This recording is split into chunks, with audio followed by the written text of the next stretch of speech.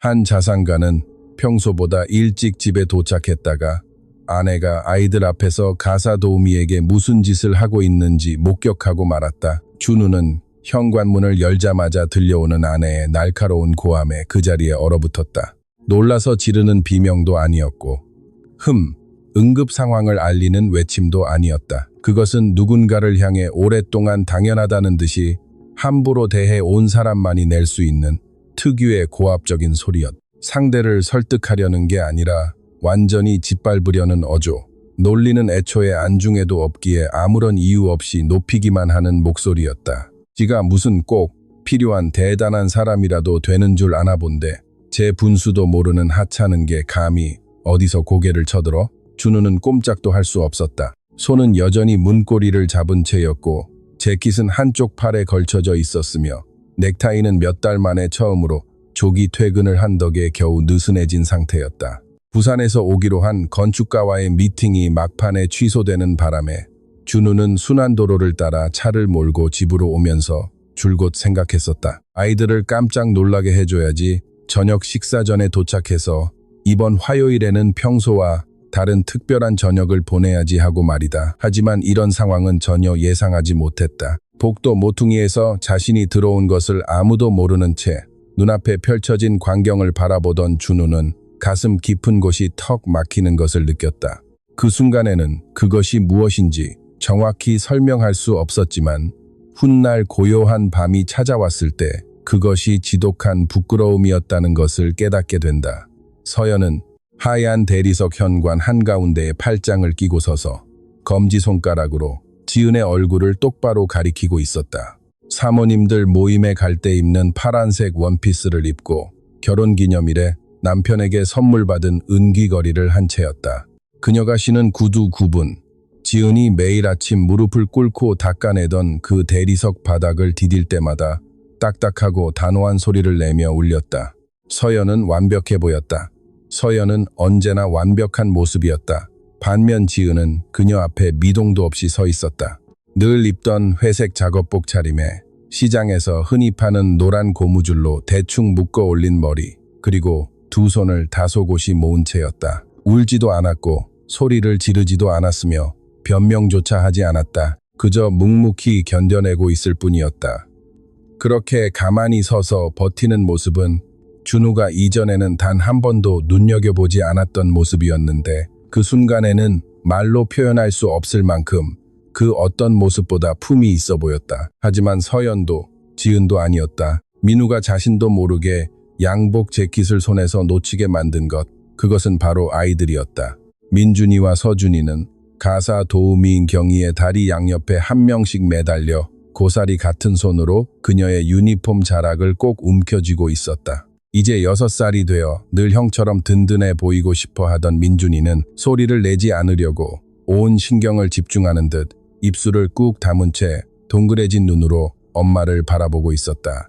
5살 서준이는 경희의 옆구리에 얼굴을 파묻고 소리 내어 우는 것보다 지켜보는 이의 가슴을 더 아프게 하는 소리 없는 울음을 삼키고 있었다. 어깨에 가녀린 들썩임으로만 겨우 짐작할 수 있는 그런 눈물이었다. 경희는 서준이의 머리 위에 부드러우면서도 단단하게 한쪽 손을 얹고 있었는데 마치 이 순간 서준이에게 자신이 곁에 있다는 사실을 느끼게 해주는 것만이 세상에서 가장 중요한 일인 것 같아. 수지는 그런 아이들을 아랑곳하지 않고 계속해서 말을 쏟아냈다. 민우의 귀에는 더 이상 아무런 말도 들리지 않았다. 그저 4년 전 카탈로그를 보며 그토록 자랑스럽게 직접 골랐던 내 집의 대리석 복도에서 도우미 아주머니를 붙잡고 울고 있는 아이들의 모습만 보일 뿐이었다. 그리고 아이들을 품에 안고 놓지 않는 경희와 아이들에게 눈길조차 주지 않는 아내의 모습만이 가득했다. 그는 뒤로 한 걸음, 그리고 또 한 걸음 물러섰다. 들어왔던 길로 다시 나가 조용히 현관문을 닫은 민우는 손에 재킷을 쥔 채 마당에 멍하니 서 있었다. 심장은 지난 몇 년 동안 느껴본 적 없을 정도로 거세게 뛰고 있었다. 그는 집 안으로 들어가지 않았고 아무도 그를 보지 못했다. 하지만 그는 모든 것을 보았다. 그리고 그는 아직 알지 못했다. 친엄마가 아닌 다른 여자에게 매달려 울부짖는 두 아이와 아이들을 보지도 않은 채 소리를 지르고 있는 친엄마의 그 잔인한 장면이 오늘 밤 잠들기 전 그의 머릿속을 스쳐갈 마지막 기억이 되리라는 것을. 그리고 그 다음 날 밤에도 계속될 것임을 말이다. 그날 밤 민우는 잠을 이룰 수 없었. 침대 오른쪽에 누워 어둠 속에서 멍하니 천장만 바라보고 있는 동안 수지는 자신이 아무런 잘못도 하지 않았다고 굳게 믿는 사람, 특유의 평온한 모습으로 깊은 잠에 빠져 있었다. 민우는 그녀의 고른 숨소리를 들으며 아이들을 생각했다. 경희의 유니폼을 움켜쥐고 있던 서준이의 작은 손과 눈물을 참으려 애쓰던 민준이의 눈망울이 머릿속을 떠나지 않았다. 새벽 3시 그는 자리에서 일어나 불도 켜지 않은 채 주방으로 내려가 대리석 아일랜드 식탁 앞에 가만히 멈춰섰. 그가 아침을 먹기 전에 선희가 매일 아침 깨끗이 닦아놓던 바로 그 식탁이었다. 서연이가 늦잠을 잘 때면 그녀가 아이들의 도시락을 준비하던 주방이었고, 화요일과 금요일마다 그녀가 무릎을 꿇고 걸레질을 하던 바로 그 바닥이었다. 그녀가 이 집에서 일한 지도 어느덧 3년이 흘렀다.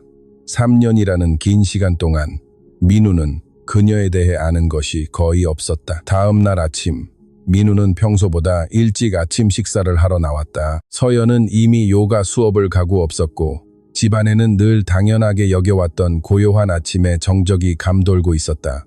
하지만 오늘따라 그 침묵은 어딘가 다르게 느껴졌다. 마치 공기의 질감 자체가 달라진 것만 같았다. 은지는 인기척도 느끼지 못한 채 등을 돌리고 서서 아이들이 먹을 달걀 요리를 만들고 있었다. 좋은 아침입니다.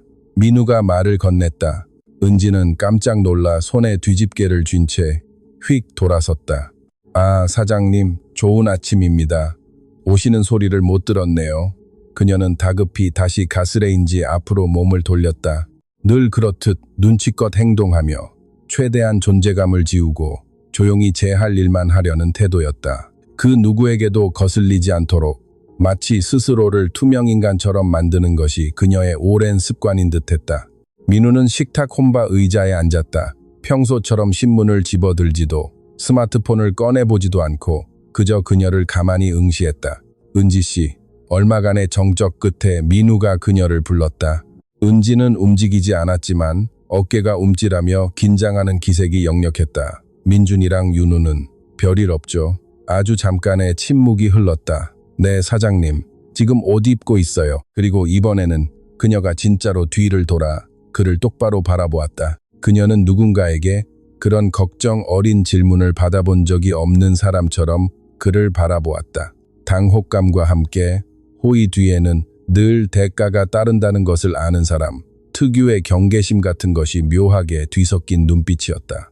네, 사장님, 애들 잘 지내요. 신경 써주셔서 감사해요. 민우는 고개를 천천히 끄덕였다. 지금 당장 캐물을 일은 아니었다. 아직 무슨 말을 어떻게 꺼내야 할지, 그리고 그 질문이 비난이나 동정으로 들리지 않게 하려면 어떻게 해야 할지 갈피를 잡지 못했기 때문이다. 그래서 민우는 묵묵히 기다렸고, 기다리는 동안 이전에는 미처 보지 못했던 것들이 하나둘 눈에 들어오기 시작했다. 은지는 자기 밥은 안중에도 없는 듯 늘 아이들 식사부터 챙겼다. 민준이가 식탁에 오렌지 주스를 엎질렀을 때도 짜증 섞인 기색 하나 없이 묵묵히 흘린 주스를 닦아냈다. 마치 어떤 상황에서도 감정을 드러내지 않는 법을 오랜 세월 동안 몸소 터득한 사람 같았다. 잠이 덜 깨 비틀거리며 계단을 내려오던 윤우도 그 누구보다 먼저 그녀에게 다가갔고, 은지는 엄지손가락으로 부드럽게 아이의 옷깃을 여며주며 다정하게 소곤거렸다. 민우의 귀에까지는 닿지 않는 작은 속삭임이었지만 윤우는 안심한 듯 스르륵 눈을 감았다. 마치 그 작은 다정함 하나만으로도 오늘 하루를 시작할 준비가 다 끝났다는 듯한 모습이었다. 지난 3년 동안 자신이 아이들의 얼굴조차 보지 못하고 서둘러 출근해버린 아침마다 이런 풍경이 매일같이 반복되었을 것이다. 그날 오후 아이들의 학교 시간에 맞춰 은지가 마중을 나간 사이 민우는 아이들이 다니는 초등학교 교장실에 전화를 걸었다. 통화는 5분 정도 이어졌다. 하지만 수화기 너머로 들려온 사실은 그의 가슴을 옥죄었고, 전화를 끊고 나서도 격한 감정을 추스르기가 쉽지 않았다. 이번 학기에만 민준이의 담임 선생님이 학부모 면담을 2번이나 요청했었다고 한다. 하지만 부모인 자신과 서연은 한 번도 가지 않았다. 그 대신 은지가 학부모 자격으로 2번 모두 참석했고 가방에 늘 넣고 다니는 작은 수첩에 선생님의 당부사항을 꼼꼼히 받아 적어 집으로 돌아오는 길에 아이들에게 조근조근 일러주었다는 것이었다. 교장 선생님은 그 이야기를 대수롭지 않다는 듯 툭 던졌다. 그들에게는 지난 3년 동안 너무나도 익숙하고 당연한 풍경이었기 때문이다. 민우는 전화를 끊고 서재에 우두커니 앉아 있었다. 그의 눈길은 은지의 연봉보다도 비싼 고급 마호가니 책상 위에 멈춰 섰다. 그 후 며칠 동안 알아낸 사실들은 마치 아무 생각 없이 퍼즐 조각을 맞춰 나가는 과정과도 같았다. 늘 같은 자리에 있었지만 눈여겨보지 않았던 조각들이 비로소 제자리를 찾기 시작한 것이다. 어느 수요일 오후 민우는 부엌 식탁에서 숙제를 하고 있던 민준이에게 다가가 말을 붙였다. 요즘 어떻게 지내는지, 학교 생활은 재미있는지, 오늘 무슨 일은 없었는지 다정하게 물었다. 처음에는 민준이도 아빠가 이렇게 일찍 퇴근한 상황이 낯설었는지 쭈뼛거리며 단답형으로만 겨우 대답했다. 하지만 민우가 서두르지 않고 차분하게 이야기를 이끌어내자 결국 민준이는 쥐고 있던 연필을 내려놓았다. 그리고는 6살 아이에게서는 찾아보기 힘든 깊고 진지한 눈빛으로 아빠를 올려다보았다. 아빠, 엄마가 은지 이모 내쫓을 거야? 그 말을 듣는 순간 민우는 가슴 한구석이 철렁 내려앉았다. 왜 그런 생각을 해? 민준이는 어깨를 으쓱해 보였지만 시선만큼은 아빠에게서 떼지 않았다. 엄마가 맨날 이모한테 소리 지른단 말이야. 아빠 없을 때마다 맨날 소리 질러. 늘 그랬어. 아이가 잠시 말을 멈추었다가 덧붙였다. 윤우는 이제 오후가 안 왔으면 좋겠대. 왜? 오후에는 아빠도 없고 엄마는 맨날 화만 내니까. 민준이는 아무렇지 않다는 듯 담담하게 털어놓았다. 자신이 처한 현실이 잘못되었다는 사실조차 깨닫지 못한 아이. 특유의 천진한 솔직함이 오히려 비수처럼 날카롭게 꽂혔다. 민우는 아이에게 상처받은 내색을 들키지 않으려 겨우 고개를 끄덕였다. 그날 밤 아이들이 잠든 후 민우는 거실 소파에 주저앉아 1시간 동안 불도 켜지 않은 채 멍하니 허공만 응시했다. 언제나 그랬다던 아이의 말이 어둠 속에서 끝없이 맴돌았다. 아이가 늘 입버릇처럼 하던 말이었다. 그것은 어쩌다 한 번 일어난 일이 아니라 매일 반복되는 일상이었다. 성진은 뒷집에서 4년째 일하고 있는 정임 씨와 이야기를 나누었다. 정임 씨는 매일 아침 6시 45분마다 버스 정류장에서 내려 빠른 걸음으로 골목을 지나가는 선희를 보며 얼굴을 익히 알고 있었다. 성진은 어느 날 아침 집 앞 골목을 쓸고 있던 정임 씨를 발견하고 혹시 선희에 대해 아는 것이 있는지 단도직입적으로 물었다. 박 여사님은 그를 잠시 살피듯 바라보더니 입을 열었다. 그녀는 민희가 신림동에서 4살짜리 딸 그리고 편찮으신 친정 어머니와 함께 살고 있다고 했다. 출근하려면 버스를 2번이나 갈아타야 하는데 먼저 구로 디지털 단지까지 가는 204번 버스를 타고 거기서 다시 평창동까지 가는 72번 버스로 갈아타야 해서 아무리 막히지 않아도 1시간 20분은 좋게 걸린다고 했다. 제 시간에 되려면 새벽 5시 반에는 집에서 나와야 했고 퇴근길 교통 체증에 따라 집에 돌아가면 저녁 7시에서 8시 사이가 되는데 그때 아픈 친정엄마가 겨우 돌봐주던 딸아이를 데려와서 다시 시작한다는 것이었다. 하루의 2번째 일과 즉 자신의 집안일과 자신의 아이 결코 단순하지도 녹록하지도 않은 자신의 삶을 돌보는 일 말이다. 그 애 이름이 소윤이에요. 박 여사님이 말했다. 엄마를 쏙 빼닮아서 눈이 참 예뻐요. 민희 씨가 늘 가방에 사진을 넣어 갖고 다니거든요. 한 번은 여기서 흘린 적이 있어서 제가 봤지요. 정우는 아무 말도 하지 않았다. 참 착한 사람이에요. 박 여사님은 다시 빗자루질을 시작하며 덧붙였다. 요즘 세상에 보기 드문 사람이지요. 그날 오후 정우는 강남에 있는 자신의 사무실에 도착하자마자 문을 닫고 비서에게 20분 동안 아무 전화도 연결하지 말라고 지시했다. 그는 자신이 직접 추진한 개발 프로젝트들로 세워 올린 서울의 스카이라인이 내려다 보이는 창가 앞에 앉았다. 그리고 매서운 1월의 추위 속에서 어둠이 짙게 깔린 신림동 골목을 나서는 민희의 새벽 5시 반을 떠올렸다. 얼굴을 때리는 듯한 칼바람을 맞으며 그의 집 대리석 바닥을 닦기 위해 제 시간에 맞춰 버스 정류장으로 바삐 걸어가고 있을 미니의 모습을, 그리고 자신이 일어나던 그 수많은 아침들을 떠올렸다. 7시에 일어나 그녀가 차려놓은 아침을 먹고 현관문 옆고리에 걸려있던 고급 수입 SUV 차키를 집어들고는 그녀 쪽은 쳐다보지도 않은 채 밖으로 나서던 날들을, 자신이 자리를 비운 사이 서연이 그녀에게 소리를 질렀던 그 3년의 세월을 생각했다. 더 이상 오후가 오기를 바라지 않게 된 연우를 생각하자 죄책감이라고 하기엔 묘하지만 그것과 아주 닮아있는 어떤 감정이 가슴을 짓눌렀다. 그것은 지금까지 단 한 번도 마주하고 싶지 않았던 거울 속 자신의 모습을 마침내 정면으로 바라보게 되어 이제는 더 이상 눈을 돌릴 수 없게 된 기분에 더 가까웠다. 그는 소리를 지르지 않았고 누군가를 모욕하지도 않았다. 그저 그 자리에 없었을 뿐이었고 자신의 방관이 만든 빈자리에 다른 모든 일들이 벌어지도록 방치했을 뿐이었다. 그날 오후 정우는 도시의 스카이라인을 바라보며 그것 또한 상처를 주는 또 다른 방식이었음을 깨달았다. 그날 밤 그가 집에 도착했을 때 민희는 막 퇴근하려던 참이었다. 그녀는 매일 들고 다니는 해진 검은색 캔버스 가방을 손에 쥔 채 현관 복도에 서서 제 돈으로 부른 카카오 택시를 기다리고 있었다. 막차 버스가 8시에 끊기는 데다 가끔 서연이 마지막 순간에 잔의를 늘어놓으며 8시 20분까지 그녀를 붙잡아 두곤 했기 때문이었다. 정우는 그녀를 보고 발걸음을 멈췄다. 민희 씨, 그녀는 늘 그러하듯 경계하는 눈빛으로 그를 올려다보았다. 네, 사장님. 정우는 적당한 말을 찾으려 애썼지만 마땅한 말이 떠오르지 않아 입안을 맴도는 대로 내뱉었다. 내일은 7시가 아니라 8시까지 출근하세요. 8시요. 민희는 영문을 모르겠다는 표정으로 그를 바라보았다. 더 늦게 나오시라고요. 정우가 나지막하게 다시 말했다. 조금이라도 더 쉬세요. 그녀는 말없이 천천히 고개를 끄덕이고는 문을 나섰다. 정우는 텅 빈 복도에 서서 멀어지는 택시 소리를 들으며 단 1시간의 잠을 더 주는 것으로는 부족하다는 것을 깨달았다. 출근 시간을 조금 늦춰주는 것만으로는 턱없이 모자랐다. 지난 화요일에 목격했던 일과 그 후 며칠 동안 깨달은 사실들은 단지 생색내기용 가벼운 배려, 그 이상을 요구하고 있었다. 그것은 결단이 필요한 문제였고 그는 이미 결심을 굳힌 상태였다. 단지 그것을 입 밖으로 내뱉을 타이밍만 찾으면 되었다. 다음 날 정우는 정오가 채 되기 전에 집으로 돌아왔다.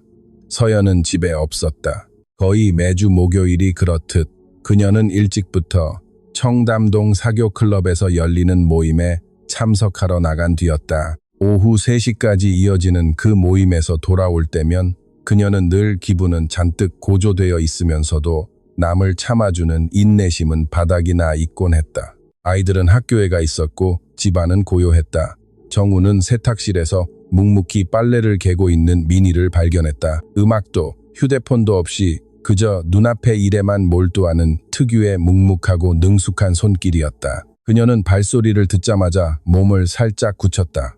누군가의 등장이 무엇을 의미할지 모른다는 것을 뼈저리게 배운 사람, 특유의 본능적이고 자동적인 경계 태세였다. 민희 씨, 얘기 좀 합시다.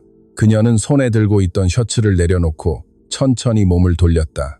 네, 사장님, 앉으세요. 여기. 민희는 세탁기 옆에 놓인 의자를 쳐다보았다. 사장 앞이 아니라 감히 앉는 것조차 명확한 허락이 필요한 일인 양 머뭇거렸다. 그녀는 의자 끝에 걸터 앉아 등을 곧게 펴고 두 손을 무릎 위에 모았다. 어떤 처분이 내리든 받아들일 준비를 마친 자세였다. 정우는 그녀의 맞은편에 선 채 그녀를 바라보았다. 집으로 오는 차 안에서 몇 번이고 연습했던 말들이었다. 어떻게 해야 동정이나 베푸는 식의 거만한 태도로 들리지 않을지 고민했었다. 하지만 아무 불평 없이 곧 매를 맞을 사람처럼 잔뜩 긴장해 있는 그녀를 마주하자 머릿속으로 준비했던 대사들이 전부 날아가 버렸다. 그래서 그는 미사여구 없이 곧바로 진심을 꺼내놓았다. 그동안 이 집에서 일어났던 일들은 잘못되었습니다. 서연이가 민희 씨에게 했던 행동은 결코 옳지 않아요. 그리고 저도 더 이상 그걸 방관하지 않을 겁니다. 민희는 아무 말도 하지 않았다. 하지만 그녀의 눈빛 깊은 곳에서 미세한 변화가 일어났다. 너무 작아 알아채기 힘들 만큼 미약했지만 정우는 알아볼 수 있었다. 처음으로 그녀를 진심을 다해 똑바로 바라보고 있었기 때문이다. 미니 씨 일자리는 확실히 보장될 겁니다. 아주 확실하게요. 그리고 오늘부터 급여도 다르게 책정될 것이고 서연이에게도 미니 씨한테 2번 다시 그런 태도로 대하지 말라고 단단히 말해두겠습니다. 정우는 잠시 말을 멈췄다. 만약 또 그런 일이 생기면 바로 저한테 말씀하세요. 민희는 고개를 숙였다. 다시 고개를 들었을 때 그녀의 눈가는 촉촉이 젖어 있었지만 눈물을 흘리지는 않았다. 그녀는 조용히 숨을 가다듬고는 그와 이야기할 때 늘 그러하듯 조심스럽고 작은 목소리로 입을 열었다. 사장님, 정말 그렇게까지 안 하셔도 괜찮습니다. 저도 사정 다 알아요. 전 그냥 익숙해요. 그 한마디 익숙하다는 말이 정우의 가슴에 예상치 못한 큰 충격으로 날아와 꽂혔다. 불평도 아니고 원망도 아니었다. 단지 7시 출근을 받아들이고 무릎을 꿇은 채 대리석 바닥을 닦으며 소리를 지르면 가만히 듣고 있는 것처럼 이 모든 것을 계약의 일부로 받아들인 한 여성의 현실을 담담히 서술한 것뿐이었다. 그런 일에 익숙해지면 안 되는 겁니다. 그의 대답은 생각했던 것보다 훨씬 더 단호하고 묵직하게 울렸. 그날 오후 정우는 학교에서 아이들을 태우고 돌아오는 길에 계획에 없던 방향으로 차를 돌렸다. 아빠, 우리 어디 가요? 뒷좌석 창밖으로 평창동 고갯길에서 점점 멀어지는 풍경을 바라보던 준우가 물었다. 일 좀 보러 가려고. 창문에 뺨을 댄 채 멍하니 있던 연우가 고개를 번쩍 들었다. 미니 이모 오는 거예요? 아니, 아들. 하지만 이모를 위해서 무언가를 해줄 거야. 아이들은 더 묻지 않고 말없이 서로를 쳐다보았다. 말하지 않아도 서로를 다 이해하는 형제들만의 소리 없는 언어였다. 정우는 아이들을 데리고 서연이 평소 자주 찾던 압구정의 고급 리빙 편집숍으로 향했다. 그곳에서 그는 직원이 습한 곳에서 쓰기 좋다고 권한 최고급 전기 히터와 도톰한 더블, 이불, 세트, 침대 옆에 2 아늑한 조명 스탠드, 그리고 부드러운 순면 시트를 샀다. 아이들은 신기한 듯 진열대 사이로 정우의 뒤를 쫄래쫄래 쫓아다니며 이것저것 만져보고 누구에게 줄 선물이냐고 연신 물어댔다. 민희 이모 드릴 거야. 정우가 대답했다. 그 이름을 들을 때마다 연우의 눈이 동그랗게 커졌다. 계산대에 이르렀을 때 준우가 정우의 옷소매를 살며시 잡아 끌었다. 정우는 허리를 굽혀 눈을 맞추었다. 아이는 사뭇 진지한 표정으로 마치 엄청난 비밀이라도 털어놓듯 귓속말을 건넸다. 아빠, 미니 이모는 밤마다 엄청 춥대요. 연우한테 이모가 그렇게 말했대요. 정우는 고개를 끄덕였다. 알아, 아들. 그래서 이거 사는 거야. 준우는 어른들도 가끔은 옳은 일을 한다는 사실을 갓 깨달은 아이처럼 엄숙하게 고개를 끄덕였다. 다음 날 정우는 미니가 퇴근하기 전에 집으로 들어왔다. 미니는 이미 캔버스 가방을 어깨에 메고 부엌 한편에서 짐을 마저 정리하고 있었다. 미니 씨, 잠시만 기다려 주시겠어요? 그녀는 질문 없이 현관문 옆에 묵묵히 서서 기다렸다. 정우는 차로 나가 쇼핑백 가득 든 물건들을 들고 돌아와 주방 아일랜드 식탁 위에 올려놓았다. 미니는 영문을 모른 채 물끄러미 쳐다보았다. 미니 씨 방에 두세요. 정우가 말했다. 더 이상 춥게 주무시지 말고요. 미니는 입을 열었다가 이내 다물었다. 쇼핑백을 한번 보고 다시 그를 쳐다보는 그녀의 얼굴 바탕에 복잡 미묘한 감정이 어렸다. 감사함과 미안함이 뒤섞인 감정. 정작 꼭 필요한 물건이지만 참아달라고 한 적이 없었기에 선뜻 받기 멋쩍어 하는 거북함이 얼굴에 고스란히 묻어났다. 사장님, 이건 너무 과분해요. 정말 이럴 필요까지는 과분하지 않습니다. 정우는 차분하게 말을 잘랐다. 이게 최소한으로 해드리는 겁니다. 하지만 이런 걸 그냥 받기엔 마음이 너무 불편해서. 미니 씨, 그의 나지막한 목소리에는 거절할 수 없는 단호함이 실려 있었다. 미니 씨는 지난 3년 동안 이 집안의 그 누구보다, 심지어 저보다도 우리 아이들을 훌륭히 돌봐주셨습니다. 그는 잠시 말을 멈추었다가 이었다. 그러니 이번 한 번쯤은 누군가가 베푸는 배려를 그냥 편하게 받아들이셨으면 좋겠습니다. 아주 작은 보답이니까요. 미니는 눈시울이 뜨거워져 고개를 숙였다. 다시 고개를 들었을 때 그녀의 눈가에 고여 흐르지 못한 눈물 한 방울이 맺혀 있었다. 그녀는 감정이 과하게 드러나기 전에 손등으로 얼른 눈물을 훔쳐냈다. 감사합니다, 사장님. 정말로요. 민희가 아주 모기만 한 소리로 속삭였다. 정우는 그저 묵묵히 고개를 끄덕였다. 더 보탤 말이 없기도 했고 때로는 침묵만이 상대의 존엄성을 온전히 존중해주는 유일한 대답임을 잘 알기 때문이었다. 이후 며칠 동안 정우는 소리 없이 움직였다. 그는 담당 변호사를 찾아가 민희의 근로 실태를 꼼꼼히 점검했다. 정식 근로계약서도 없고 사대보험도 가입되지 않은 채 아무런 보장 없이 흘려보낸 3년의 세월이었다. 그는 이를 즉시 시정하라고 지시했다.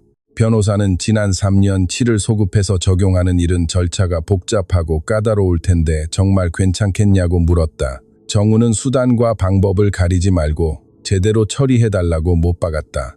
민희 씨가 실제로 일한 3년이라는 엄연한 시간이 있고 그 시간은 서류상으로 마땅히 온전하게 인정받아야 한다면서 말이다. 그는 회사 인사팀장과도 상의하여 가성비가 좋으면서도 일반 진료와 의약품 처방, 응급치료까지 보장되는 실속형 의료보험 상품을 알아봐 두었다. 성주는 서유진이라는 이름과 추가 피보험자인 4살짜리 소희의 이름으로 의료보험을 가입했다. 유진은 어느 금요일 성준이 그녀의 이름이 인쇄된 보험 서류를 직접 건넸을 때에야 비로소 이 사실을 알게 되었다. 유진은 서류를 받아들고 멍하니 바라보며 몇 초 동안 아무 말도 하지 못했다. 그러고는 사람들이 짓는 특유의 표정으로 성준을 올려다보았다. 더 이상 아무것도 기대하지 않던 삶의 구석에서 갑자기 뜻밖의 선물을 마주했을 때 짓는 바로 그 표정이었다. 저희 어머니가 편찮으세요. 유진이 이윽고 차분한 목소리로 입을 열었다. 매달 감당하기 힘든 약값이 들어가거든요. 보험으로 전부 처리될 겁니다. 성준이 말했다. 유진은 천천히 고개를 끄덕였다. 그녀는 할 말을 아주 신중하게 고르는 듯 잠시 입술을 굳게 다물었다. 사장님, 제게 왜 이렇게까지 해주시는 건가요? 성준은 알맞은 대답을 찾으려 애썼다. 하지만 그 어떤 말로도 충분치 않을 것 같아. 비록 다 설명할 수는 없더라도 마음속 깊은 진실을 털어놓았다. 진작 해야만 했던 일이었기 때문이다. 일주일 뒤 어느 수요일 오후, 성준은 평소 자신이 집에 도착할 때쯤이면 이미 끝나 있었을 법한 풍경을 마주하게 되었다. 유진이 거실 카펫 위에 민준, 서준이와 함께 앉아 바둑 판문의 공책을 들여다보고 있었다. 민준은 연필을 쥔 채 엄청나게 집중한 표정이었고 유진은 손가락으로 공책의 한 부분을 짚으며 차분하게 속삭이듯 설명해주고 있었다. 서준이는 유진의 옆에 기대어 맨발을 허공에서 까닥이며 누가 시키지도 않았는데 제 공책에 열심히 그림을 그리고 있었다. 성준은 복도에 멈춰 섰다. 그는 방으로 들어가지 않았다. 그저 유진이 민준에게 다정하게 말하는 목소리에 귀를 기울였다. 아니야, 민준아, 여기 잘 봐봐. 군은 저기가 아니라 여기 들어가는 거야. 알겠지? 이렇게 말이야. 그러자 민준은 방금 무언가를 깨달은 아이처럼 아 하고 탄성을 질렀다. 세상의 이치를 조금씩 알아갈 때 아이들이 내는 바로 그 소리였다. 서준이가 공책에서 눈을 떼고 복도에 서 있는 아빠를 보더니 활짝 웃어 보였다. 아이는 아무 말도 하지 않고 그저 마음 편히 자신의 자리에 머물며 더 이상 바랄 것이 없는 아이. 특유의 해맑은 미소를 지었. 성준은 손을 가볍게 들어 인사한 뒤 조용히 발길을 돌려 부엌으로 향했다. 방금 본 그 평화로운 모습을 방해하고 싶지 않았기에 스스로 커피를 타 마시기로 했다. 커피가 내려지기를 기다리는 동안 성준은 며칠 동안 마음속으로만 느끼고 정의하지 못했던 변화를 깨달았다. 아이들이 잘 지내고 있었다. 단순히 잘 지내는 것을 넘어 마음의 평온을 찾은 듯했다. 혜진이 목소리를 높일 때마다 서준이가 움츠러들며 보였던 그 불안한 기색이 지난 한 주 동안 눈에 띄게 사라졌다. 민준이도 저녁 식사 자리에서 다시 말문을 열기 시작했다. 사소한 이야기들이었지만 분명하고도 진짜인 변화였다. 그리고 그 모든 변화의 중심에는 단 한 사람의 이름이 있었다. 성준은 부엌 창가에 서서 저녁 햇살이 내리쬐는 정원을 바라보며 커피를 마셨다. 이 세상에서 42해를 살며 사업을 일구고 땅을 계약하고 가문의 성을 딴 철제 간판이 걸린 빌딩들을 세워 올렸지만 그 어떤 것도 지금 거실 카펫 위에서 일어나는 일만큼 실질적이고 꼭 필요하며 진짜처럼 느껴진 적은 없었다고 생각했다. 그 따뜻한 생각 위로 유일하게 어두운 그늘을 들이운 것은 혜진이었다. 혜진은 그날 오후에도 입술을 굳게 다문 채 골프클럽에서 돌아와 거실을 쳐다보지도 않고 지나쳐버렸다. 유진과 아이들이 있는 쪽을 곁눈질하는 그녀의 눈빛은 성준도 이제는 아주 잘 아는 표정이었다. 그것은 단순한 분노가 아니었다. 분노보다 훨씬 차갑고 섬뜩한 무언가였다. 행동에 나서기 전에 꼼꼼히 득실을 따져보는 듯한 눈초리였다. 성준은 이를 직감하고 나중에 필요할 때 꺼내볼 수 있도록 그 생각을 마음 한구석에 깊이 묻어두었다. 머지않아 그 직감이 쓰일 날이 올 것 같았기 때문이다. 세상 만사는 한순간에 바뀌지 않는다. 아무도 눈치채지 못하는 작은 틈새에서 소리 없이 조금씩 변해가다가 어느 날 문득 뒤돌아보면 내가 알던 그 장소가 완전히 낯설게 변해 있는 법이다. 이 집도 그렇게 서서히 변해갔다. 세 달의 첫째 주 화요일, 성준은 오후 6시에 대학가 대형 문구점에서 산 가방을 들고 귀가했다. 그는 부엌으로 들어가 아일랜드 식탁 위에 가방을 올려놓았다.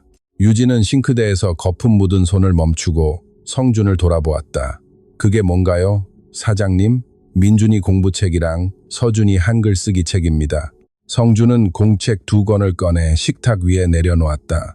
지영 선생님께 아이들에게 뭐가 필요한지 여쭤봤더니 이걸 추천해 주시더군요. 유진은 앞치마에 손을 닦고 다가왔다. 그녀는 조심스럽게 서준이의 한글 책을 들어올려 천천히 한 장씩 넘겨보았다. 알록달록하고 커다란 글자들이 인쇄된 페이지에서 유진의 시선이 멈췄다. 그녀의 얼굴에 서글픔은 아니지만 그와 비슷한 묘한 감정이 스쳐 지나갔다. 진작 이런 책이 있었어야 했다는 아쉬움 같은 표정이었다. 매일 밤 서준이에게 한글을 가르쳐주고 있어요. 유진은 책에서 눈을 떼지 않은 채 속삭였다. 아이들이 잠들기를 기다리면서 여기 부엌에서요. 성준은 묵묵히 듣고만 있었다. 서준이가 책을 정말 좋아해요. 유진이 나지막이 말을 이어갔다. 책이 없을 때는 이야기를 지어내서 들려주곤 해요. 동물 이야기나 저조차 가본 적 없는 먼 나라의 이야기 같은 것들이요. 유진은 책을 살며시 덮어 식탁 위에 내려놓고 비로소 성준을 바라보았다. 참 똑똑한 아이예요, 사장님. 두 아이 모두요. 알고 있습니다. 성준이 답했다. 그것은 진심이었지만 그 사실을 진정으로 깨달은 지는 그리 오래되지 않았다. 그날 밤 성준이 잠자리에 들기 전 서준이에게 새 책을 가져다 주자 아이는 책을 펼치더니 코를 깊숙이 묻고 눈을 감은 채 냄새를 맡았다. 성준은 신기한 광경을 보듯 가만히 서준이를 바라보았다.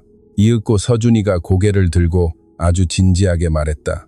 아빠, 이거 새것 냄새가 나요. 한 번도 안 쓴 진짜 새 물건 냄새요. 성준은 고개를 끄덕였다. 정말 그렇구나.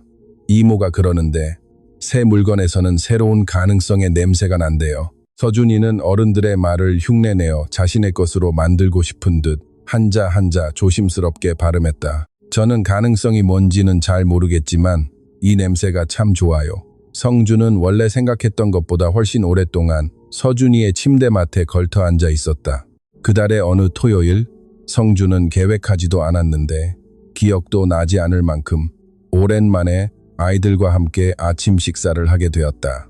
유진은 직접 구운 김과 김치찌개, 그리고 김이 모락모락 나는 가마솥밥에 달걀말이를 준비했다. 부엌 가득 번지는 그 따뜻한 냄새는 성준의 마음 깊은 곳을 뜻하지 않게 뒤흔들었다. 마치 오랫동안 잊고 살았던 무언가를 깨우는 듯한 향기였다. 성준은 손님들이 올 때만 쓰는 크고 차가운 대리석 식탁 대신 정원이 내다보이는 창가에 아담한 아침 식사용 식탁에 아이들과 마주 앉았다. 민주는 자리에 앉은 아빠를 유심히 살펴보았다. 이 시간이 계속될지 아니면 또 5분 만에 회사 전화 한 통에 깨질 신기루일지 저울지라는 눈치였다. 성준은 휴대폰을 아일랜드 식탁 위에 액정이 아래로 가도록 내려놓았다. 그제야 민준의 긴장했던 어깨가 슬며시 내려앉았다. 유진은 밥을 차려준 뒤 자신의 존재가 방해라도 되는 듯 늘 그랬던 것처럼 조용히 자리를 피하려 했다. 하지만 달걀말이를 밥 위에 얹어 먹는데 온 정신을 쏟고 있던 서준이가 고개를 번쩍 들더니 말했다. 이모, 가지 말고 같이 드세요. 유진은 망설이며 성준의 눈치를 살폈다. 어서 앉으세요. 성준이 지극히 당연하다는 듯 덤덤하게 권했다. 유진은 행여패가 될까 조심스럽게 가장 가까운 의자 끝에 걸터 앉았다. 자신의 자리는 여기가 아니라는 무언의 압박을 오랜 세월 받아온 사람처럼 유진은 가능한 한 아주 작은 자리만을 차지하고 앉았다. 하지만 그렇게 네 사람은 따스한 아침 햇살을 받으며 함께 식사를 시작했다. 민주는 평소와 달리 한껏 들뜬 목소리로 쉬는 시간에 있었던 일들을 제잘거렸고 서준이는 만족스러운 듯 눈을 가늘게 뜨고 달걀말이를 맛있게 베어 물었다. 이야기를 하던 민준이가 갑자기 입을 멈추더니 진지한 얼굴로 유진을 바라보았다. 이모는 엄마가 있어요? 유진의 입가에 엷은 미소가 번졌다. 결코 환하게 피어나지는 않는 아련한 미소였다. 그럼 당연하지. 우리 엄마 이름은 순옥이란다. 자주 만나요? 시간이 날 때마다 보러 가지. 민준이는 이 말을 잠시 곱씹었다. 그럼 형제는요? 남자 형제가 한 명 있었는데 지금은 세상에 없단다. 아이는 다 이해하지는 못해도 삶의 아픈 부분을 묵묵히 받아들이는 특유의 엄숙함으로 고개를 끄덕였다. 매일 보고 싶겠네요. 부엌에 따스하고 고요한 침묵이 내려앉았다. 서준이는 묵묵히 밥을 먹었고 햇살은 끊임없이 쏟아졌다. 성준은 커피를 마시며 자신이 언제 마지막으로 이 식탁에서 밥을 먹었는지 떠올려 보았지만 기억나지 않았다. 성준이 한 번도 나타나지 않았던 수많은 아침 동안 유진이 홀로 이 모든 음식을 정성껏 준비했을 시간들이 문득 가슴을 찔렀다. 성준이 그 공책을 발견한 것도 그 무렵이었다. 어느 목요일 오후 유진이 아이들을 데리러 학교에 간 사이 부엌 선반에서 보일러 수리기사의 연락처를 찾다가 우연히 발견한 것이었다. 먼지 쌓인 낡은 수첩과 아무도 보지 않는 요리책 사이에 끼어있던 모퉁이가 다 달아해진 얇은 스프링 바둑 판문의 공책이었다. 성준은 무심코 그것을 꺼내 펼쳐보았다. 첫 장에는 2년 반 전의 날짜가 적혀 있었고 그 아래에는 촘촘하고 정갈한 손글씨로 목록이 빼곡히 적혀 있었다. 민준이가 좋아하는 것들, 서준이가 무서워하는 것들, 생일 선물로 갖고 싶어 했던 것, 잠들기 전에 부르는 가장 좋아하는 자장가. 성준은 천천히 뒷장들을 넘겼다. 그곳에는 모든 것에 대한 기록이 담겨 있었다. 작년 4월에 서준이가 기관지염을 앓았을 때 복용했던 약들과 유진이 한치의 실수도 없도록 꼼꼼히 적어둔 시간표와 복용량, 민준이가 한자 수업을 위해 꼭 외워야 했지만 누구도 가르쳐줄 시간이 없어 유진이 챙겨준 한자 단어들까지. 아이들의 학교 친구들 이름 옆에는 짤막한 메모도 적혀 있었다. 진우, 자주 싸움, 민준이가 싫어함, 서연이, 서준이의 가장 친한 친구, 집에 애완토끼를 키움. 그리고 공책 맨 뒷장에는 누렇게 색이 바랜 테이프로 붙여진 그림 2장이 있었는데 성준은 보자마자 한눈에 알아볼 수 있었다. 색연필로 서툴게 그린 아이들의 낙서 같은 그림이었다. 아이들이 돈으로 선물을 살 수 없을 때 마음을 전하고 싶어 고사리 손으로 정성껏 그려 건네는 바로 그 그림 말이다. 핀슨 영어 유치원 스케치북 첫 장에는 민재가 삐뚤삐뚤하게 써 내려간 글이 있었다. 미루 이모에게 사랑을 가득 담아. 서우가 네 사람이 서로 손을 맞잡고 있는 듯한 모습을 그려놓은 두 번째 장의 아래편에는 지수씨의 맞춤법 도움을 받아 우리 가족이라고 또박또박 적혀 있었다. 민우는 주방에 멍하니 서서 그 공책에 6월 19일자 기록을 펼쳐둔 채 가만히 서 있었다. 손을 잡고 있는 4명의 사람, 2명의 어린 사내아이, 넥타이를 맨 남자, 그리고 앞치마를 두른 여자. 서우의 마음에 그려진 우리 가족의 그림을 물끄러미 바라보던 그는 조심스럽게 공책을 덮었다. 그리고 처음 그것이 놓여있던 자리에 그대로 되돌려 놓고 주방을 나섰다. 자신의 서재로 향한 그는 문을 닫아 걸고 창가 옆 안락의자에 오랫동안 앉아 있었다. 컴퓨터를 켜지도 전화를 확인하지도 않은 채였다. 그는 지난 3년 동안 그 공책이 아무 말 없이 기록해온 모든 것들을 머릿속으로 되짚어 보았다. 아무도 시키지 않았고 알아주는 이 하나 없었으며 누구 하나 고마워하지 않았음에도 홀로 묵묵히 한 장 한 장을 채워나갔을 그 여자를 생각했다. 그리고 이 세상에서 보낸 자신의 42회를 생각했다. 눈에 보이는 것들, 주소와 겉모습이 있고 평당 가격이 매겨지는 거창한 건축물들은 아주 훌륭하게 지어 올렸으면서도 설계도도 예산안도 없는 세상에 단 하나뿐인 온기는 왜 단 한 번도 지을 줄 몰랐는지 깊은 자괴감에 빠져들었다. 아이들이 곤히 잠들고 민우가 더는 신경 쓰지도 않던 아내 채원의 비즈니스 저녁 식사 자리가 길어지던 어느 수요일이었다. 주방으로 내려간 민우는 늘 그렇듯 정성스런 손길로 다음날 아이들의 도시락을 준비하고 있는 지수 씨를 발견했다. 그는 잠시 문지방에 멈춰 섰다가 안으로 들어가 아일랜드 식탁 앞 높은 의자에 가만히 앉았다. 원래 간호사가 꿈이셨나요? 민우가 불쑥 질문을 던졌다. 지수 씨는 당근을 채 썰던 손길을 멈추지 않고 곁눈질로 그를 바라보았다. 그걸 어떻게 아세요? 전에 그런 공부를 하신 적이 있다고 잠깐 말씀하셨던 것 같아서요. 그녀는 칼질을 계속하며 고개를 가볍게 끄덕였다. 20살 때 대구에 있는 보건전문대 간호과를 2학기 다녔었어요. 그리고 잠시 고요한 침묵이 흘렀다. 그러다 친정엄마가 갑자기 편찮으셔서 휴학을 해야 했고 결국 다시 돌아가지 못했어요. 그 뒤로 우리 소희가 생겼고요. 그녀는 아쉬움이나 씁쓸함 없는 덤덤한 목소리로 말했다.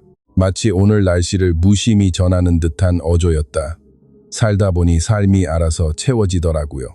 항상 내가 원하던 방향은 아닐지라도 결국엔 어떻게든 흘러가게 돼요. 민우는 한치의 망설임도 없이 빠르고 일정하게 당근을 썰어 내려가는 그녀의 손끝을 응시했다. 지금이라도 다시 학업을 마치고 싶으시진 않으세요? 지수 씨는 바로 대답하지 않고 칼질을 멈추지 않았다. 잠시 후 평소처럼 털어놓기 어려운 마음을 꺼낼 때 내는 낮고 조심스러운 목소리로 속내를 꺼내놓았다. 가끔 생각은 해봐요. 이제는 나이도 적지 않지만 그래도 아주 가끔은요. 아직 40도 안 되셨는데요. 뭐려 충분히 하실 수 있습니다. 민우의 말에 그녀가 잠시 동작을 멈추었다. 하지만 삶이라는 게 우리가 원하는 것을 이룰 때까지 마냥 기다려주지는 않더라고요. 민우는 차마 대답하지 못했지만 그 말이 그의 가슴속 이름 모를 곧 깊숙이 밝혀들어왔다. 그날 밤 지수 씨가 집을 나서기 전 민우는 복도에서 그녀를 불러 세웠다. 그녀는 가방을 손에 꼭 쥔 채 현관문 앞에 멈춰섰다. 지수 씨, 혹시 저녁에 야간으로라도 다시 공부해보고 싶으시다면 아이들 걱정은 마세요. 제가 돌볼게요. 눈치 보며 부탁하실 필요 전혀 없으니 시작하시게 되면 저한테 편하게 말씀해 주세요. 지수 씨는 1초보다 훨씬 길게 느껴지는 고요한 침묵 속에서 그를 빤히 바라보았다. 그러고는 고개를 나직이 끄덕였다. 감사합니다, 사장님. 그리고 조용히 밖으로 나갔다. 민우는 홀로 남겨진 텅 빈 복도에 서서 저 여자가 지난 3년 동안 단 한 번도 그 고마움을 받을 자격이 없었던 이 차가운 집을 향해 줄곧 감사 인사를 건네왔다는 사실을 뼈저리게 아파했다. 그리고 아무런 예고도 없이 모든 것을 더는 모른 척할 수 없게 만드는 결정적인 순간을 몰고 온 것은 바로 큰아들 민재였다. 어느 금요일 늦은 오후 서쪽 하늘로 길게 빗긴 햇살이 온 집안을 따스한 주황빛으로 붉게 물들이는 시간이었다. 민우는 요즘 들어 자신도 모르게 일찍 귀가하곤 했는데 이미 마음속 깊이 굳어진 새로운 습관 같았다. 거실 소파에는 민재가 동화책을 품에 안고 몹시 어려운 수수께끼라도 풀듯 미간을 찌푸린 채 혼잣말로 책을 읽고 있었다. 민우는 아이 곁으로 살포시 다가가 앉았다. 민재는 눈길 한번 주지 않고 묵묵히 글자를 읽어 내려갔다. 그러고는 어떤 단어 앞에서 멈추어 서서 조용히 입을 열었다. 아빠, 쓸쓸하다가 무슨 뜻이야? 민우는 생각에 잠겼다. 뭔가 마음 깊이 그리운데 그게 정확히 무엇 때문인지 스스로도 잘 모르는 느낌이란다. 민재는 고개를 끄덕이며 그 말을 조용히 되뇌고는 다시 책으로 고개를 돌렸다. 민우는 아무 일도 하지 않은 채 6살짜리 아들이 집중해서 글을 읽는 모습을 가만히 지켜보며 아주 오랫동안 잊고 살았던 무언가를 아주 낯설게 느꼈다. 그것은 어떤 장식도 섞이지 않은 순수한 평온함이었다. 이윽고 민재가 책을 덮고 아빠의 눈을 바라보았다.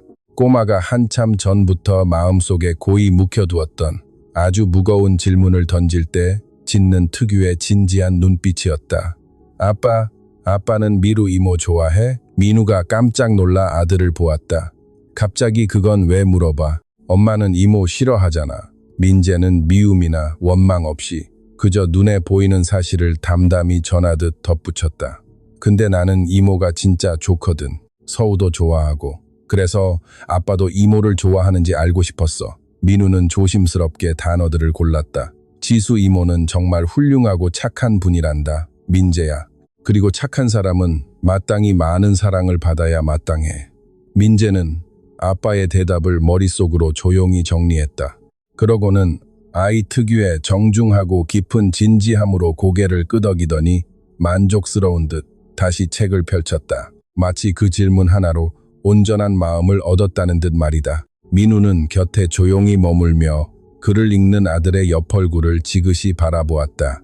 그 순간 그는 지난 몇 주 동안 조용히 쌓여오던 깊은 깨달음을 단단히 새겨 넣었다. 지수 씨가 화요일, 수요일, 목요일마다 3년의 세월 동안 아무런 대가 없이 소리 죽여 쌓아 올린 이 따스한 온기가 결코 잃어서는 안 될 고귀한 유산이라는 것을, 그리고 그것은 아내 채원 역시 너무나 뼈저리게 알고 있다는 사실을. 그날 밤 10시 15분 민우가 침대에 몸을 누이고서야 문자 한 통이 요란하게 울렸다. 장인어른인 윤태성 회장에게서 온 다짜고짜 보낸 메시지였다. 이서방, 이야기 좀 하세. 자네 집안 꼴이 정상이 아니더군. 내일 연락하겠네.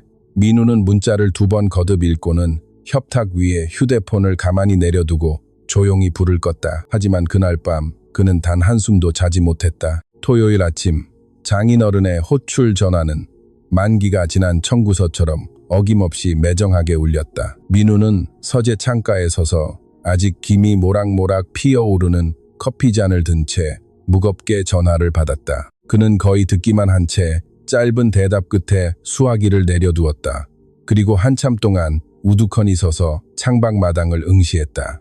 마당에서는 민재가 커다란 물풀의 나무 주변을 신나게 맴돌며 서우의 뒤를 쫓고 있었다. 두 아이는 아무런 근심 걱정 없이 그저 서로의 곁에 머무는 것만으로도 온 마당을 채우는 투명한 웃음소리를 터뜨리고 있었다. 오후 6시가 지나자 처가 어른들이 당도했다. 채원은 늘 그렇듯 진심이 느껴지지 않는 가식적인 미소를 지으며 부모를 마주했고, 민우는 이제 그 가짜 미소를 너무나 명확히 구별해낼 수 있었다.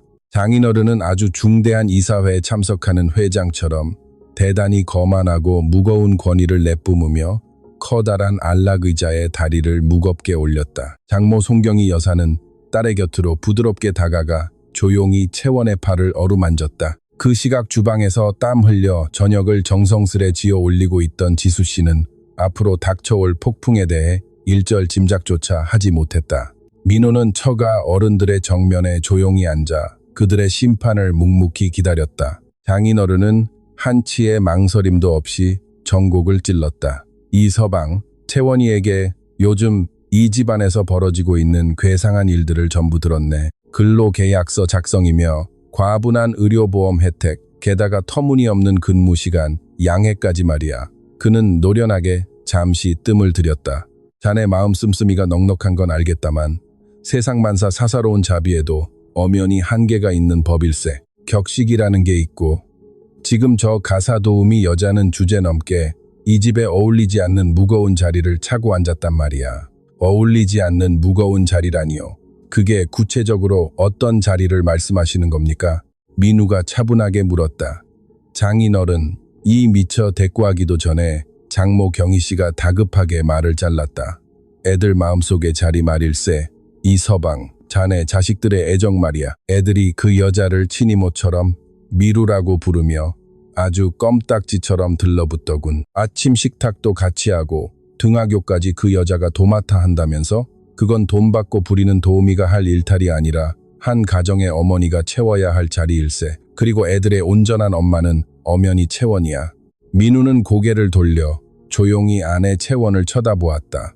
채원은 꼼짝도 하지 않고 차갑게 그의 눈길을 받아쳤다.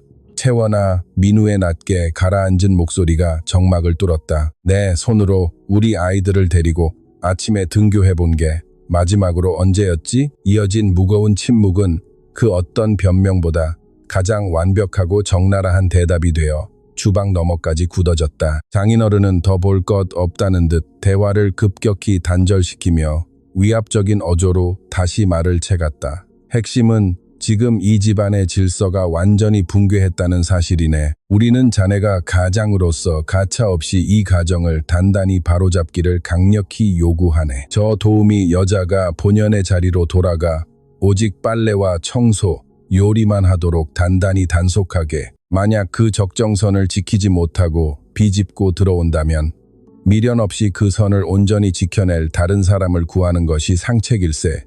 민우는 끝내 대답을 삼켰다. 그는 눈앞에 모인 세 사람의 굳어버린 얼굴을 한 명 한 명 조용히 뜯어본 뒤 말없이 자리에서 일어났다. 잠시만 실례하겠습니다. 그는 곧장 주방으로 걸어 들어갔다. 지수 씨는 가스레인지 불 앞에서 조용히 머리를 질끈 묶은 채 정성스럽게 저녁국을 젓고 있었다. 등 뒤로 들리는 묵직한 발소리에 그녀가 조용히 몸을 돌렸다. 그리고 마주한 민우의 굳어버린 얼굴빛만으로도 그는 단 한마디도 건네지 않았으나 그녀는 이미 모든 전말을 깨달았다.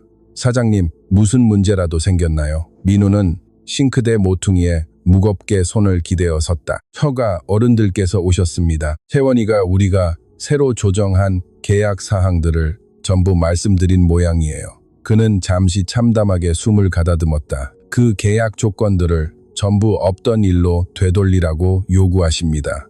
지수 씨는 슬픈 눈으로 고개를 나직이 끄덕였다.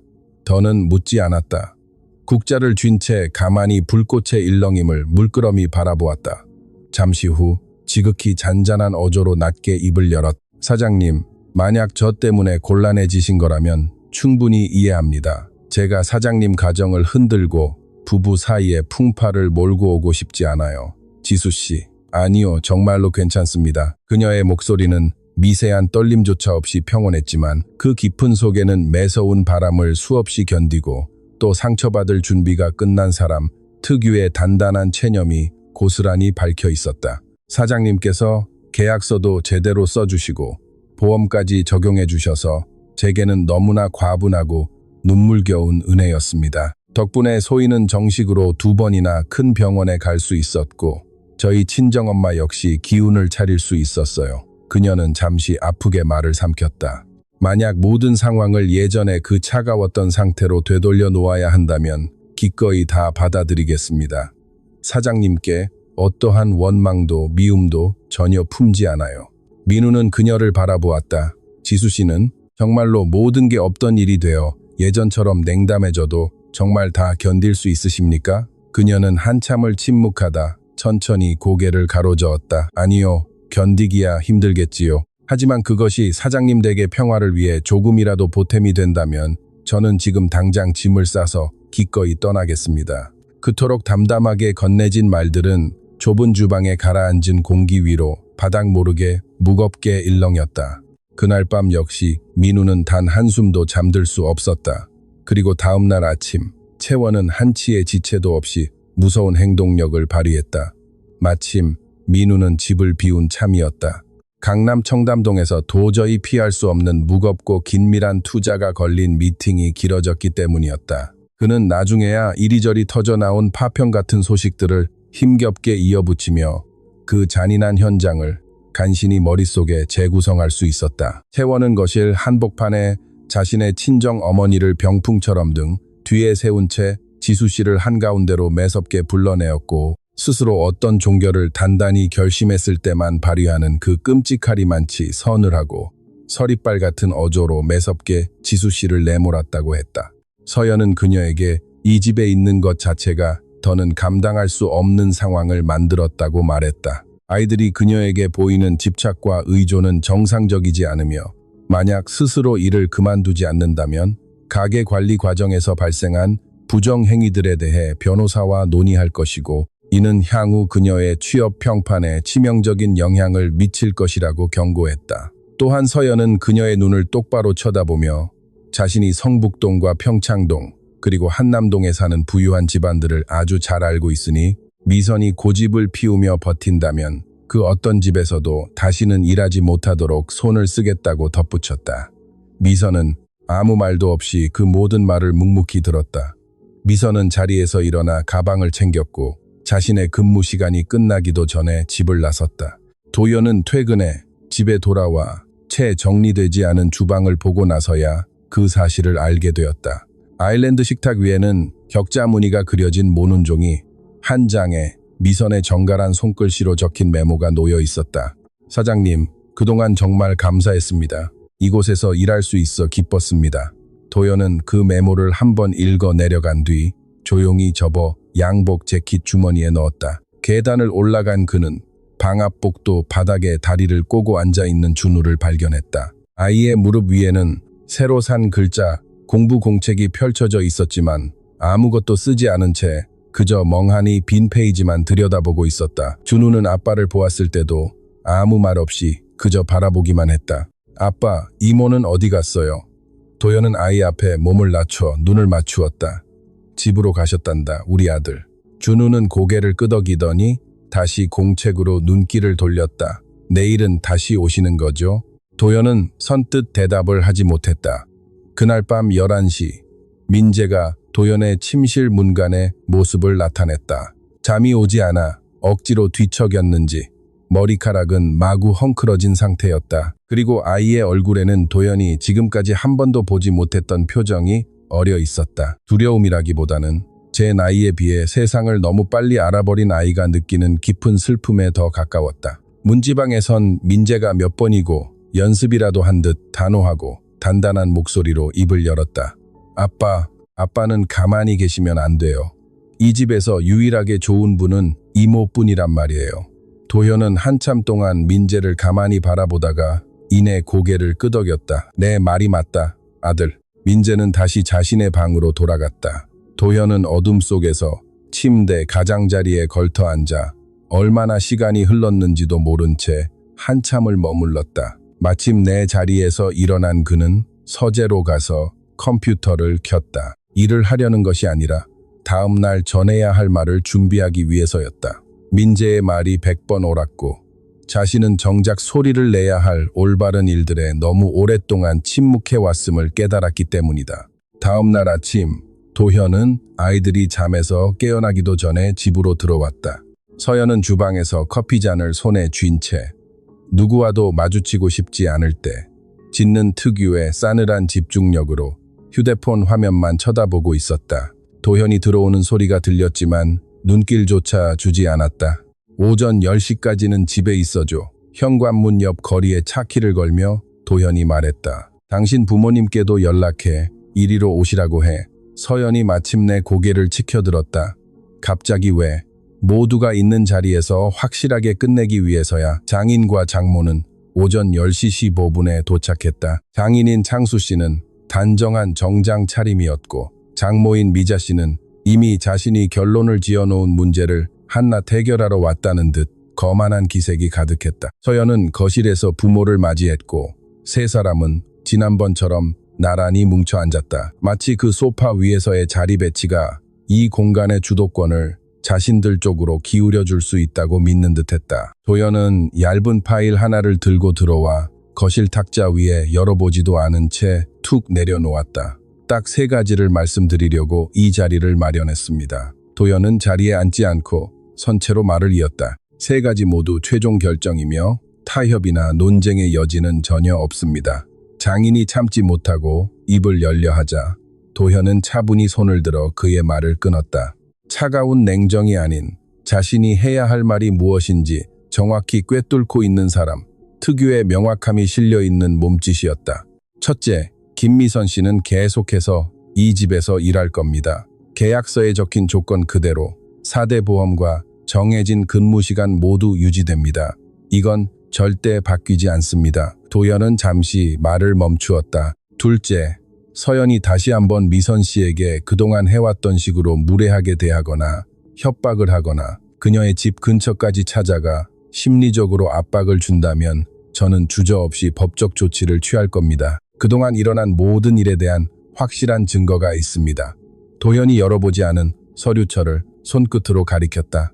여기에는 최근 몇 달 동안 극심한 불안 증세를 보였던 준우의 병원 진료 기록, 학교 심리 상담사가 작성한 민재의 불안정한 행동 변화 보고서, 그리고 당신들이 팽개친 학부모 상담에 미선 씨가 보호자 대리로 참석했던 2차례의 일에 관해 김지은 선생님이 직접 작성해 주신 확인서가 들어 있습니다. 장모인 미자 씨가 손을 휘저으며 말을 막았다. 이 서방 겨우 그런 서류 몇 장으로 뭘 증명한다는. 전 법정에 서 있는 게 아닙니다.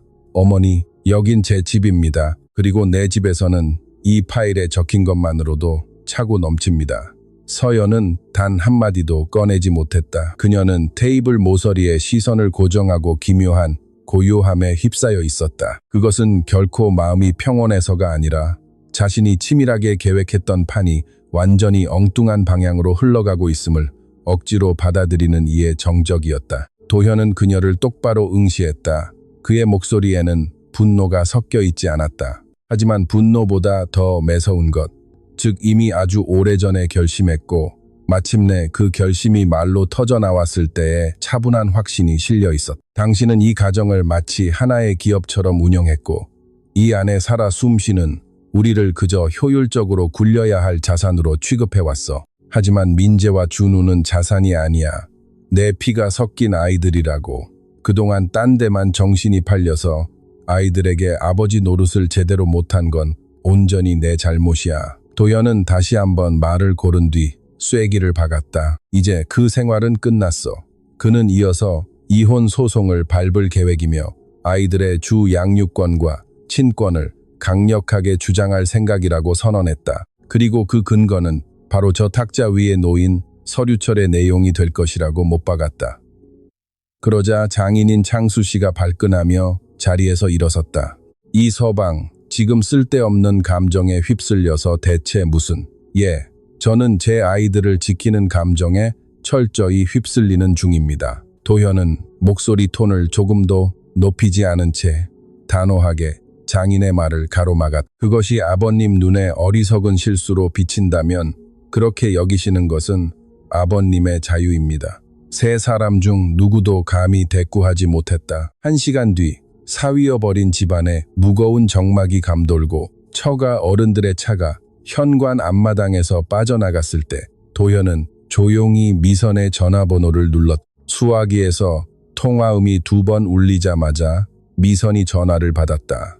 어떤 성질의 소식일지 가늠하지 못해 바짝 긴장한 아주 조심스러운 목소리였다. 미선 씨, 혹시 지금 이쪽으로 오실 수 있습니까? 수화기 건너편에서 짧은 정적이 일었다. 사장님, 혹시 무슨 문제라도 생겼나요? 많은 일이 생겼습니다. 하지만 제가 드릴 말씀은 직접 얼굴을 뵙고 말씀드리는 편이 좋겠군요. 40분 뒤 그녀는 평소 들고 다니던 천 가방에 작업복 차림으로 도착했다.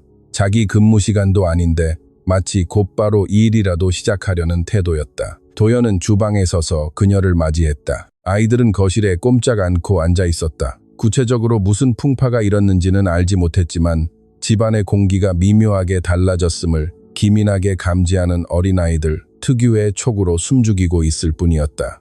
가방은 제자리에 내려놓으셔도 됩니다. 미선이 안으로 들어서자 도현이 말했다. 이제 미선 씨는 아무데도 가지 않으셔도 됩니다. 미선은 문간에 그대로 우두커니 멈춰 섰다. 무슨 뜻인지 필사적으로 이해해 보려는 듯 그녀의 두 눈이 도현의 얼굴을 쫓았다. 오늘 아침에 서연 그리고 그 부모님들과 단판을 지었습니다. 도현이 차분한 목소리로 말을 이어갔다. 미선 씨의 자리는 안전합니다. 근로계약도 4대 보험도 다 원래 그대로 유지될 겁니다. 그리고 서연이 미선 씨에게 했던 무례한 짓은 앞으로 2번 다시 없을 겁니다. 도현은 말을 멈추고 덧붙였다. 제 이름을 걸고 맹세합니다. 미선은 한동안 아무 대답도 하지 못했다. 그러다 걷잡을 수 없이 그녀의 두 눈에 차츰 눈물이 가득 차올랐고 주방이라는 공간에 다 담아내기엔 너무나 크고 버거운 울음이 새어나오는 것을 막으려는 듯 급히 손으로 입을 틀어막았다. 두 사람 사이를 가로막은 것은 준우였다.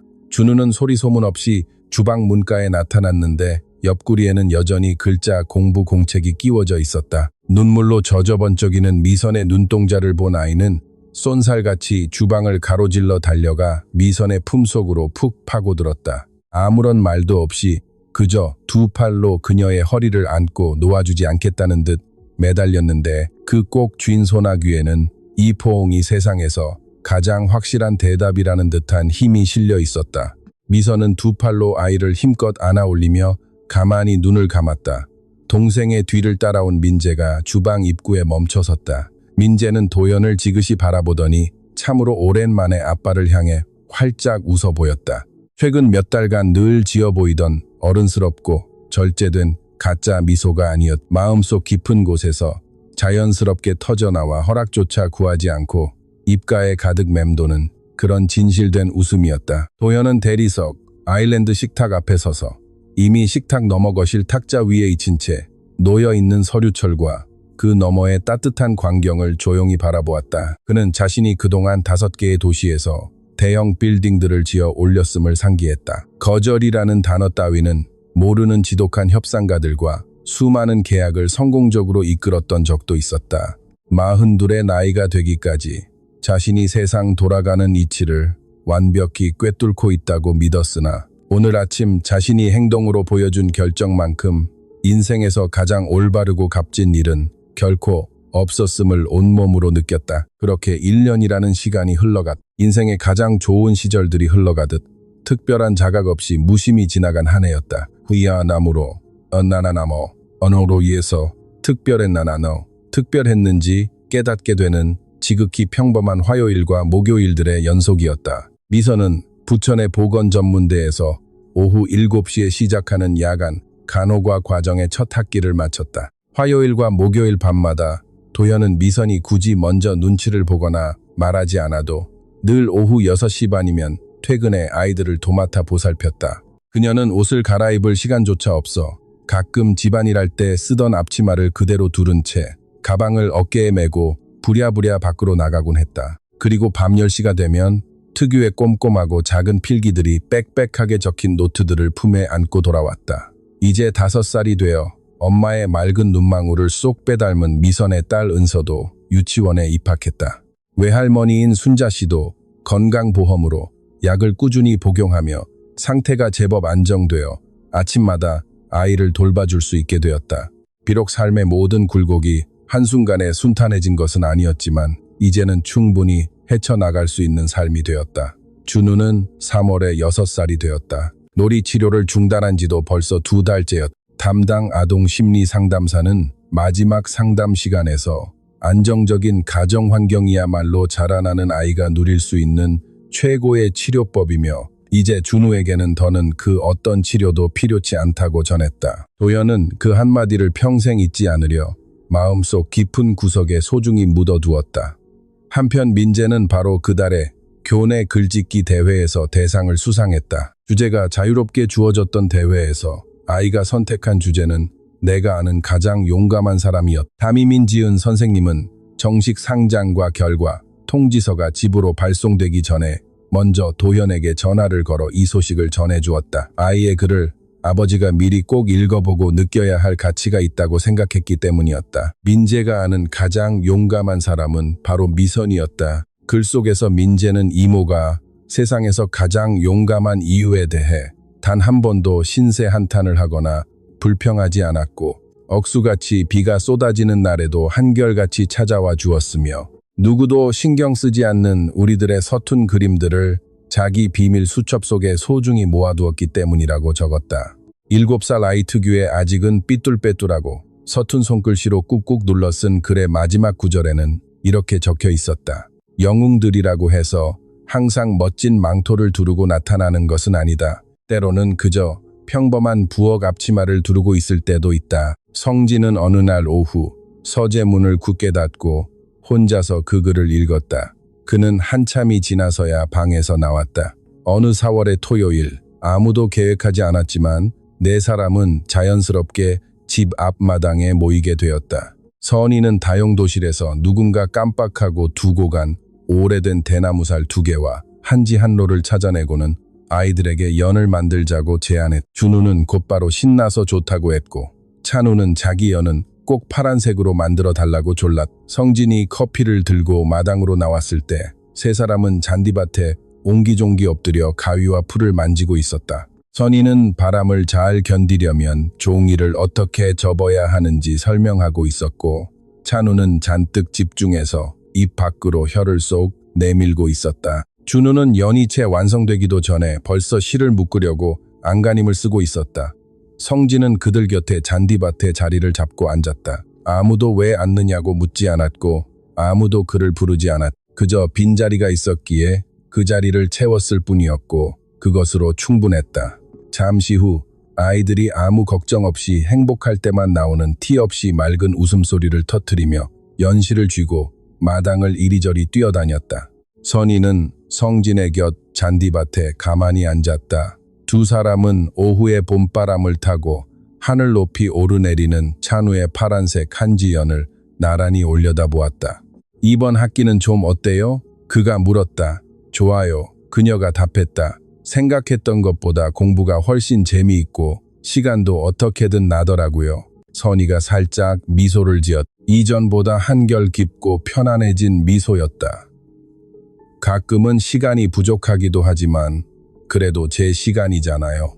부족하더라도 온전히 내 것인 시간은 아무리 넘쳐나도 내 것이 아닌 시간과는 완전히 다르더라고요. 성진은 선뜻 대답하지 못했다. 그는 구름 사이로 잠깐 사라졌다가 다시 나타나는 파란색 연을 멍하니 바라보았다.